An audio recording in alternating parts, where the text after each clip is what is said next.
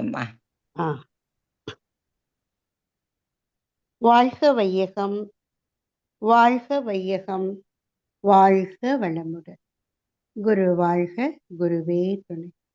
இந்த அரும்பிறவியில் முன்வினை அறுத்து எல்லையில்லா மெய்ப்பொருளை அடைவதற்கு வந்த ஒரு உதவி குரு உயிரின் சேர்க்கை. வணங்கி குரு திருவடியை வாழ்த்தி வாழ்வோம்.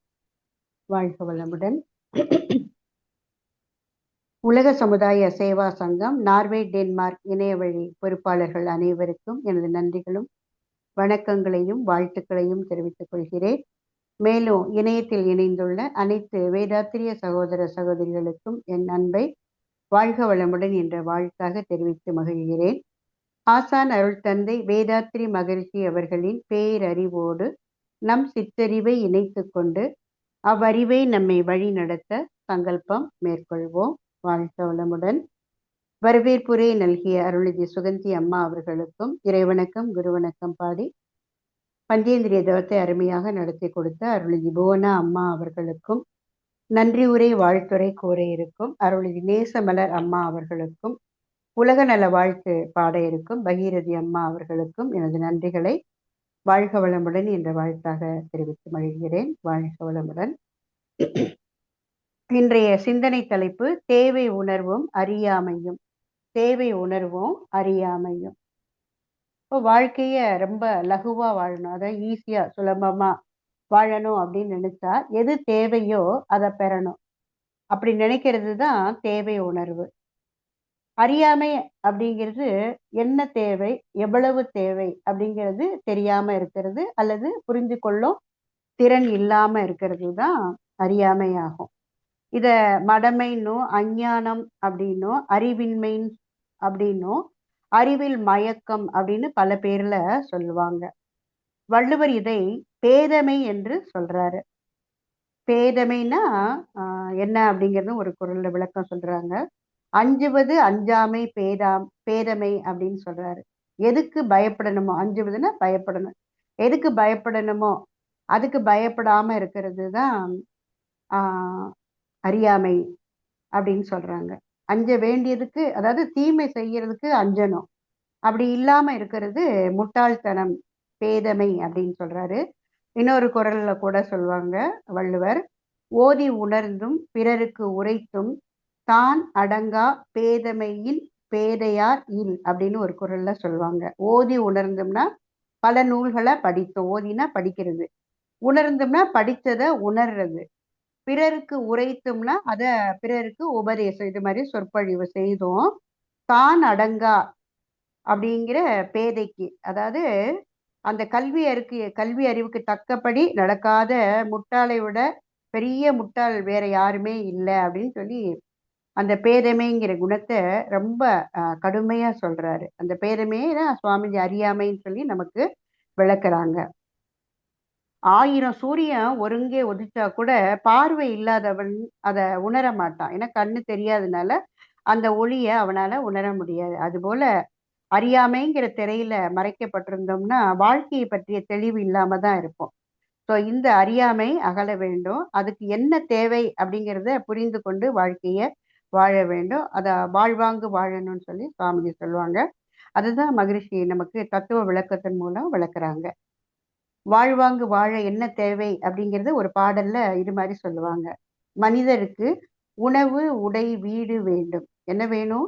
உணவு வேணும், உடை வேணும், வீடு வேணும். இன்னும் என்ன வேணும்னு சொல்லி சொல்றாங்க, மற்றவர்கள் கருத்தறிய மொழியும் வேண்டும். மற்றவங்களோட நம்மளுடைய எண்ணத்தை கருத்துக்களை பரிமாறிக்கொள்ளணும் அப்படின்னா அதுக்கு ஒரு மொழியும் வேண்டும். இனியும் ஒருவர் உற்ற வயது அடைந்தால், அதாவது தகுந்த வயது அடைஞ்சோம் அப்படின்னாக்க தனியா வாழ முடியாது, ஏற்றபடி வாழ்க்கைக்கோர் துணையும் வேண்டும். சேர்ந்து வாழணும், திருமணம்ங்கிற ஒரு வாழ்க்கை ஒப்பந்தத்தை ஏற்படுத்தி கொண்டு ஒரு துணையோட வாழணும். இது எல்லாமே யாருக்கு தேவைன்னா தனி மனிதனா இருக்கிற எல்லாத்துக்குமே அடிப்படை தேவையா இருக்கு. அதே மாதிரி தனி மனிதன் சமுதாயமா சேர்ந்து வாழணும் அப்படின்னாக்க என்னென்ன வாழ்க்கைக்கு வசதிகள் தேவையோ அதை எல்லாத்தையும் புனித முறையில நிரவி, அதாவது எல்லாருக்கும் பகிர்ந்து கொடுத்து நிர்வகிக்க பொதுவான கூட்டாட்சி முறையும் வேண்டும் அப்படின்னு சொல்றாங்க.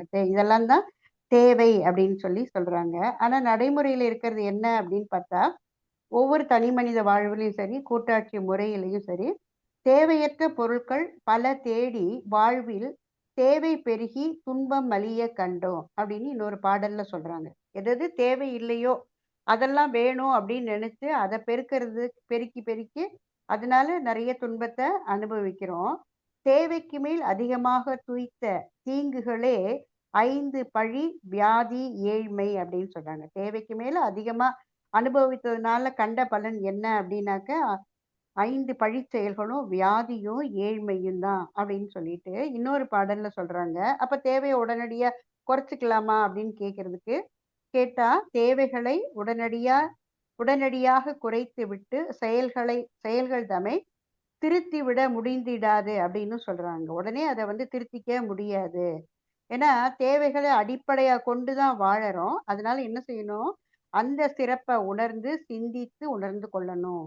அப்படின்னு சொல்லி, ஆ தேவையற்ற பல பொருட்கள தேவையாக்குற அந்த தெளிவில்லாத கற்பனைகள் சிந்தித்தால் போம் அப்படின்னு சொல்றாங்க. சிந்திக்கணும். அத பத்தி சிந்திக்கணும். சிந்தித்து அதெல்லாமே குறைச்சுக்குவோம் அப்படின்னு சொல்லி சுவாமிஜி சொல்றாங்க. இன்னொரு பாடல்ல சொல்லுவாங்க, "தேவை உணர்வு, அறியாமை, பழக்கம் 3ஆல் தீங்கு தரும் பல செயல்கள் நிகழக் கண்டோம்." எந்த 3ஆல தீங்கு தரும் செயல்கள் நிகழுது அப்படின்னு பார்த்தா, தேவை உணர்வு. அதாவது தேவையை அதிகப்படுத்துறதுனாலயும், அறியாமையினாலும், பழக்கத்தாலும். இந்த 3ல தான் நிறைய தீமை தரக்கூடிய செயல்கள செய்றோம். அதனால தான் சிந்தித்து உணர்ந்து கொள்ளணும் அப்படின்னு சொல்லி, ஒரு தேவைங்கிற தலைப்புல 13 கவிகள் ஞான களஞ்சியத்துல சுவாமிஜி சொல்லியிருக்கிறாங்க. அதுல சில வரிகள தான் நம்ம மேல பார்த்தோம்.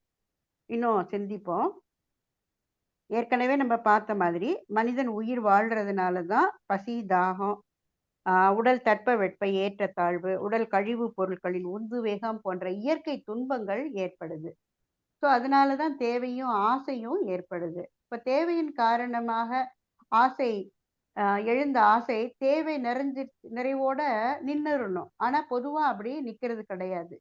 தேவை நிறைவு செய்யப்படும்போது, அப்ப ஏற்படுது இல்லையா ஒரு திருப்தி அல்லது ஒரு இன்பம். அதுல மனசு மயங்கிருது. எந்த செயல் இன்பத்த தந்ததோ, அந்த செயல மீண்டும் மீண்டும் மனம் தேவையில்லாம செய்ய விரும்புது. அதனால ஆசை எழுகிறது. துன்பத்த தீர்க்கிற வகையில தோன்றிய தேவை என்பது ஆசையாக மாறுனதுனால, அறிவு மயக்கம் ஏற்படுது. அதனால செயற்கையா இன்பத்த தேடும் முயற்சியில மனம் ஈடுபடுது. இந்த அறிவு மயக்கம் தான் அறியாமை. அறியாமை அதுல தான் 6 குணம் பிறக்குது. இத சுவாமிஜி இன்னொரு பாடல்ல சொல்லுவாங்க. தேவையே விருப்பமாய் பழக்கத்தால் ஆசையா. முதல்ல தேவை விருப்பமா தான் ஆரம்பிக்கும். ஆனா தொடர்ந்து அதையே அந்த விரும்புற பழக்கத்தால அது ஆசையா மாறுது. அந்த தேவை முடித்திட தடையானால் சினமாகும். ஆசைங்கிறது இந்த இடத்துல பேராசைய குறிப்பிடுறாங்க. தேவை முடித்திட தடையானால் சினமாகும். தேவை பொருள் தனக்கென காக்க கடும் பற்றாம். அதாவது அந்த எந்த பொருள் எனக்கு தேவையோ, அது எனக்கு வேணும், எனக்கே வேணும், இன்னும் வேணும் அப்படின்னு நினைக்கிறது கடும் பற்று அப்படிங்கிறாங்க. தேவையாம் பருவத்து ஆண் பெண் நட்பே மோகமாம் அப்படின்னும் அடுத்த வரியில சொல்றாங்க. அப்போ தேவைக்கு சூழ்நிலை கருத்து மதிப்பே மதம். தேவையால் எழும் சினம் இருப்பில் வைத்தால் வஞ்சம். தேவையால் அருகுணம் தோன்றிடும் மிகுந்திடும். தேவையும் பொருட்களும் அறிவும் சமம் கொள்வோம் அப்படின்னு சொல்றாங்க. அப்ப தேவைதான் விருப்பமா பழக்கத்தால ஆசையாகி அடுத்தடுத்து நம்ம பார்க்கிறோம் இல்லைங்களா? அடிக்கடி பார்க்குற அருகுணமா மாறுது. அப்ப என்ன செய்யணும் அப்படின்னாக்க, என்ன தேவையோ அந்த தேவைப்படுற பொருட்களையும், அறிவையும் சமமா அ வைத்துக்கொள்ள வேண்டும்னு சொல்லி இந்த பாடல்ல விளக்குறாங்க. இப்ப தேவைகள அளவு முறை அறிந்து கொள்ளும் திட்டம் சமுதாயத்துல அமையணும் அப்படின்னு சொல்றாங்க. அதுக்கு என்ன தேவைன்னா, பொருள் உழைப்பு, எண்ணம், கல்வி முறை எல்லாருக்கும் அளவு முறையோடு அமையணும் அப்படின்னும் சாமிஜி சொல்றாங்க. இதுல தேவைதான் ஆசையா விரியுதுங்கிறது இன்னொரு பாடல்ல இச்சை என்பது தேவை உணர்வாகும் அப்படின்னு சொல்றாங்க. இச்சை அப்படிங்கிறத நிறைய 4 வரியில நிறைய சுவாமிஜி பாடல் பாடியிருப்பாங்க. அந்த இச்சைங்கிறது ஆசைதான். அந்த ஆசைய 2 வகையா பிரிக்கலாம். ஒன்று அடிப்படையான நியாயமான ஆசைகள். அத ஃபண்டமெண்டல் டிசையர்ஸ் அப்படின்னு சொல்லுவோம். எந்த ஜீவனா இருந்தாலும் ஏற்கனவே பார்த்த மாதிரி உணவு வேணும், உடை வேணும், குடியிருக்க வீடு வேணும், தான் யார் என்ற உணர்வும் வேணும். இத தவிர இதெல்லாம் ஃபண்டமெண்டல் டிசையர்ஸ் அடிப்படை ஆசைகள். இது தவிர தவிர மனிதனிடம் அவனா வளர்த்து கொண்ட ஆசைகள் வந்து ஏராளமா இருக்கு. அதாவது நாமா வளர்த்து கொள்ற அந்த ஆசைகள கல்டிவேட்டட் டிசையர்ஸ் அப்படின்னு சொல்லுவாங்க. இப்படி நாமா வளர்த்து கொண்ட ஆசைகள சீரமைக்காவிட்டா சீரழிவு தான். அப்ப தேவைகளை பெருக்காம சிந்தனையில நிறைவு பெறணும். செல்வம் என்பது சிந்தையின் நிறைவே அப்படின்னு குமரகுருபரர் சொல்வாங்க. அந்த நிறைவை பெறதுக்கு தான் சுவாமிஜி நமக்கு அகத்தாய்வு பயிற்சிகள நமக்கு அறிமுகப்படுத்தி, அத நாள்தோறும் செய்ய வைக்கிறாங்க. ஒரு பழைய திரைப்பட பாடல் வரும். "இருப்பதைக் கொண்டு ஆ சிறப்புடன் வாழும் இலக்கணம் படைத்தவன் தொழிலாளின்னு" ஒரு பாடல் வரும். அதாவது நம்மகிட்ட என்ன இருக்கோ அத வச்சுட்டு நிறைவா வாழணும். அதாவது தேவைகள பெருக்கிக்கிட்டே போகக்கூடாது.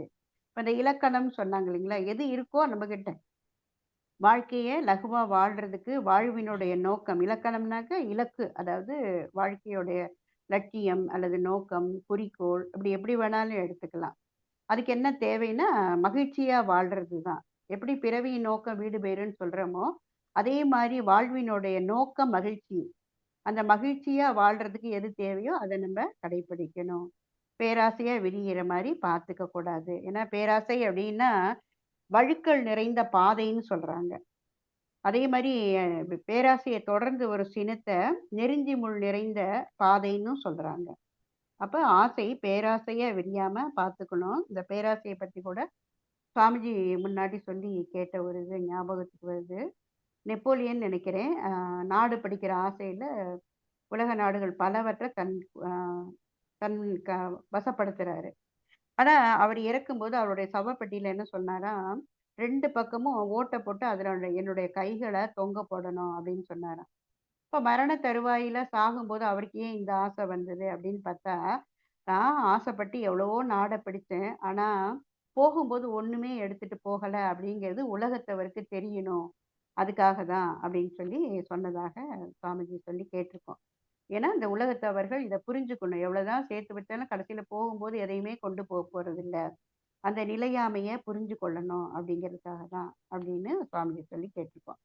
அப்ப நம்மளும் என்ன பண்ணணும், நம்ம தேவை உணர்வ கொஞ்சம் குறைச்சுக்கிட்டா நல்லது. ஏன்னா, அதுதான் ஆசையா மாறும்போது என்ன நடக்குது அப்படின்னு பார்த்தா, குடும்பம்னு எடுத்துக்குவோம்.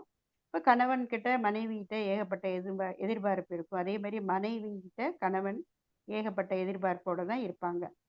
அதே மாரி குழந்தைங்க வந்து புரிஞ்சுக்க மாட்டாங்க. ஏன்னா, புரிந்து கொள்ளக்கூடிய அந்த திறன் அந்த சின்ன வயதில அவங்களுக்கு இல்லாததுனால, ஆ எதெல்லாம் பிடிக்குதோ அதெல்லாம் வாங்கி தர சொல்லி அடம் பிடிப்பாங்க. இப்போ அது அது ஒரு பாரமா இருக்கும். அதே மாரி இன்னும் பார்த்தா குடும்பத்த நல்லபடியா வாழணும் அப்படிங்கிறதுக்காக கடன்கள் வாங்குறது, அதுக்கு வட்டி கட்டுறது, அது மாரி நடந்துகிட்டே தான் இருக்கு. இப்ப வரமா இருக்க வேண்டிய குடும்ப வளம், பாரமா மாறுற அவலம் இருக்கு. இதெல்லாமே எதுலன்னா அறியாமையால தான் ஏற்படுது. அது தொடர்ந்து அலட்சியம் ஏற்படவும் வாய்ப்பு ஏற்படுது. இதனால தான் மன அமைதிய தொலைச்சிடுறோம். மன மகிழ்ச்சியோட வாழணும், அமைதியோட வாழணுங்கிறது தொலைஞ்சு போயிடுது. ஒரு சின்ன உதாரணம் ஒண்ணு பார்க்கலாம். ஒரு வழிப்போக்கன் காலையில அதிகாலையில கடற்கரை ஓரமா நடந்து போறான். கால்கள்ல ஒரு துணி முடிச்சு தட்டுப்படுது. அத பிரிச்சு பார்க்குறேன். உள்ள நெறைய கற்கள் இருக்கு. சரி அப்படி நடந்து போகும்போது ஒரு ஒரு கல்லா கடல்ல எறிஞ்சிட்டே போறான். சூரியன் உதயம் ஆயிருச்சு. நல்ல வெளிச்சம் வருது. அப்ப கையில இருக்கிற கல்ல பார்க்குறான். அது மின்னுது. பார்த்தா அத்தனையும் விலை மதிக்க முடியாத வைர கற்கள். அப்ப தன்னுடைய அறியாமைய நினைஞ்சு வருந்துறான். அப்ப கடல்ல வீசிய கல்ல திரும்ப கிடைக்குமான்னா கிடைக்காது. இப்படிதான் வாழ்க்கையில தேவைகள நம்ம பெருக்கிக் கொண்டே போயி, அத நிறைவேத்துறதிலேயே காலம் கழிக்கிறதுனால மகிழ்ச்சிய தொலைச்சிடுறோம். அதனால என்ன பண்ணணும்? முடிந்த அளவு தேவைகள குறைத்துக் கொள்ளணும். அதான் சொல்லுவாங்க இல்லையா? லெஸ் லக்கேஜ், மோர் கம்ஃபர்டபுள். வாழ்க்கை பயணம் நல்லா இருக்கணும்னா, அந்த தேவைகளுடைய அளவ குறைச்சுட்டோம்னாக்க, வாழ்க்கை ஸ்மூத்தா நல்லா இருக்கும். ஒரு உதாரணம் கூட பார்க்கலாம். ஒரு பெரிய செல்வந்தர் ஒரு விலை உயர்ந்த செல்போன் வச்சிருக்காரு. பிக்னிக் போறாரு. போற இடத்துல நண்பர்களோட போகும்போது, கார்ல அந்த ஃபோன வச்சுட்டு கார் கதவ மூடாம அப்படியே போயிட்டாரு. அப்போ ஒரு குரங்கு ஒண்ணு பாக்குது. அத எடுத்துட்டு ஓடுது. அதுக்கு அதோட பெருமை தெரியுமான்னா, தெரியாது. அதனால என்ன பண்ணுது? அத கடிச்சு, தூக்கி போட்டு விளையாடி, பாறையில போட்டு உடைச்சிருச்சு. அது மாரி தான் வாழ்க்கை ஒவ்வொரு நாளையும் அனுபவிக்கணும் நல்லபடியா அப்படிங்கிறது தெரியாம புரிஞ்சு கொள்ளாம தேவை உணர்வை வாழ்க்கையில அதிகமாக்கி நம்மளுடைய மன அமைதியும் தொலைக்கிற அறியாமையிலையும் இருக்கிறோம். அலட்சியத்திலையும் நம்ம மனதை ஈடுபடுத்திடுறோம். ஸோ இந்த பழக்கத்துல இருந்து தான் நம்ம விடுபடணும். இதை தான் சுவாமிஜி தேவை உணர்வு அறியாமை பழக்கம் மூன்றால் தீமை தரும் பல செயல்கள் நிகழ கண்டோம் அப்படின்னு சொல்லி சொல்றாங்க. ஏன்னா அனுபவ வார்த்தைகள் அத்தனையும் சுவாமிஜியோடது.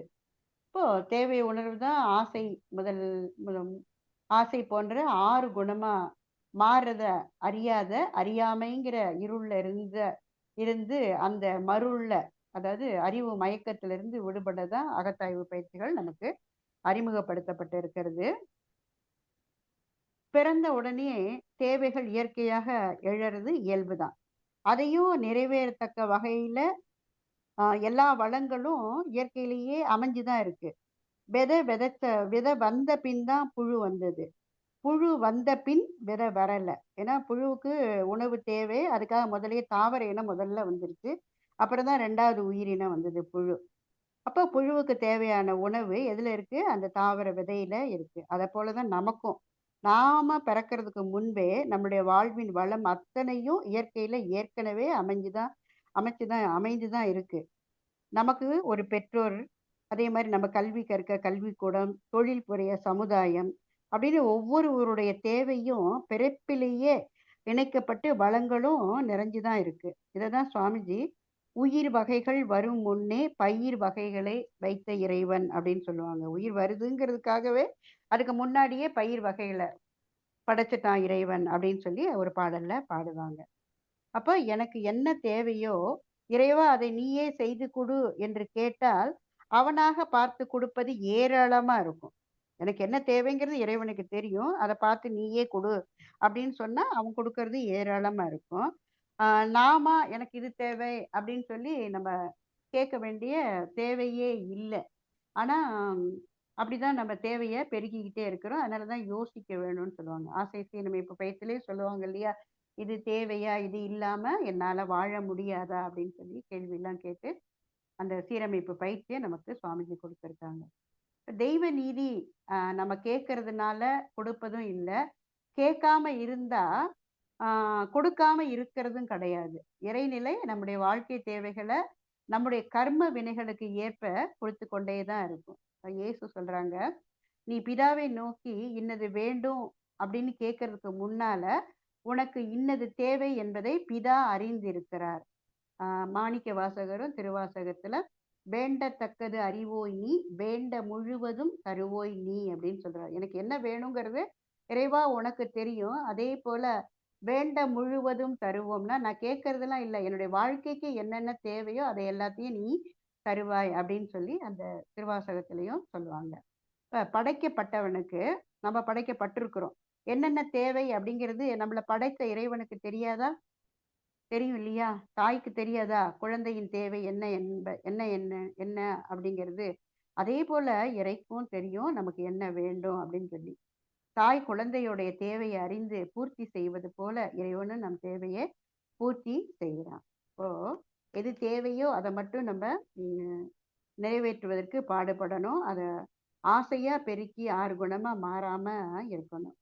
அத பழக்கத்துல இருந்து விடுபடதான், அந்த அருகுணமா மாறுற அந்த பழக்கத்திலிருந்து விடுபடதான் ஆசை சீரமைத்தல் அருகுண சீரமைப்பு பயிற்சிகளை சுவாமிஜி நமக்கு கொடுத்துருக்காங்க. தேவைக்கு மேல உடைகளும் நகைகளும் இன்னும் வீடு வாகனங்கள் உடைமை பொருட்கள் அப்படின்னு பெருக்கிக்கிட்டே போறத குறைச்சிக்கணும். கொஞ்சம் கொஞ்சமா குறைச்சிக்கலாம். நம்ம அகத்தாய்வு பயிற்சிகளை நம்ம அப்படிதான் வாழ்ந்துட்டு வர்றோம்.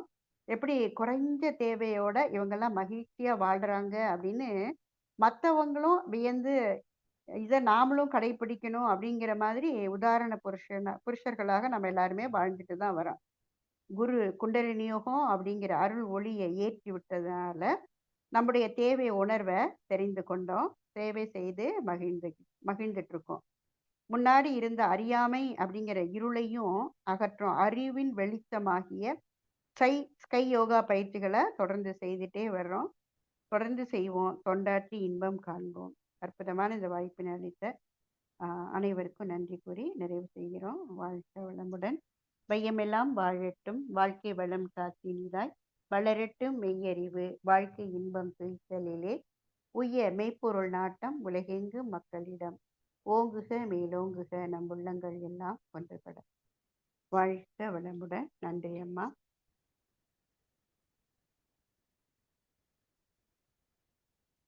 நன்றி அம்மா, நன்றி. மிகவும் ஒரு அற்புதமான சிந்தனை அம்மா. தேவை உணர்வும் அறியாமையும் பற்றி மிகவும் ஒரு அற்புதமான சிந்தனை தந்தீங்கள்.